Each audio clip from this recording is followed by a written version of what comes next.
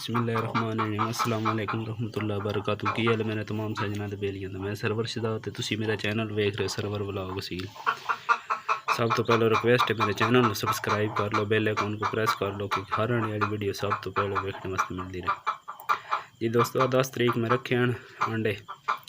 अंडा जड़ा नहीं ये मेरे शामू दा ते ये अंडा जड़ा नहीं इस जाई तो बजे असी ये मुर्गी अंडा दिता ना खड़े होकर दिता तो बज गया थले रोड़ियाँ तो लगे तकरीबन 3 अंडे जड़ा नहीं इस तरह बजे।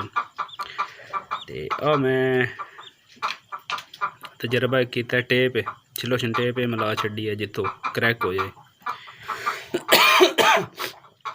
तो माशाल्लाह इस बच्चा बिल्कुल बने हैं जी।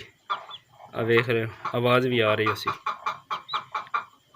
तो ये मुर्गी के थले जड़ा नहीं त्रुटे छुटे है बच्चा बिल्कुल बिच आ रहा है। तो ये मैं भाई कढ़दा कढ़ के जड़ा नहीं तुहानू विखावांगा। तो ये तजर्बा अगर तुहाडे कोल भी एडे कीमती अंडे हैं तो इस तरह हो जाए तो तुसी भी कर सकते हो। बच्चा बिल्कुल बन गया उन जे टुट गया थले जड़ा नहीं पैर शैर मुर्गी मार दी रही है उसकी वजह तो मैं खोल के जड़ा नहीं चेक करदा बच्चा बिचों फिर मैं तुहाडे नाल शेयर करदा। वेख सकते हो जी बच्चा जड़ा नहीं निकल आया साडा तजर्बा जड़ा नहीं कामयाब हो गया। ये टुटे अंडा ही जड़ा वो बिच मैं रखे है तो ये हुण मैं मुर्गी थले रख देना है तो इंशाल्लाह खुशक हो जासी दा ते सुबह जड़ा नहीं दवाना इदा मैं रिजल्ट विखावांगा। जी दोस्तों नो शामू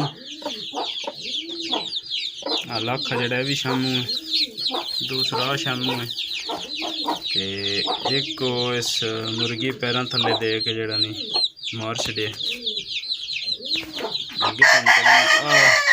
मेरे लसानी ने लसानी मुश्किल वेख सकते माशाल्लाह जी। जी दोस्तों माशाल्लाह दा कमेंट तुसां लाजमी करना वेख सकते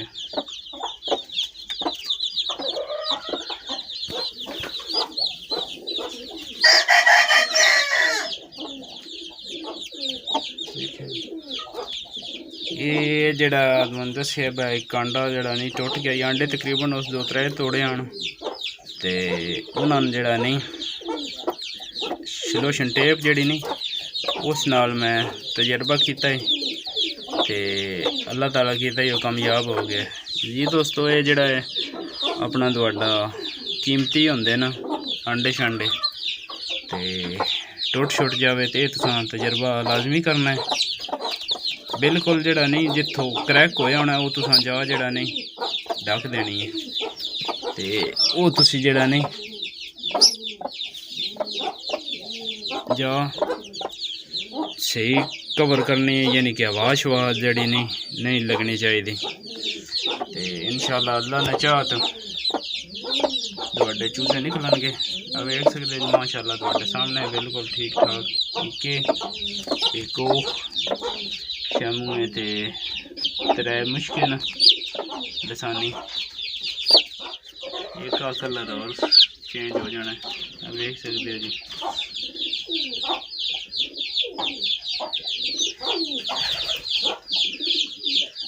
माशाल्लाह जी माशाल्लाह।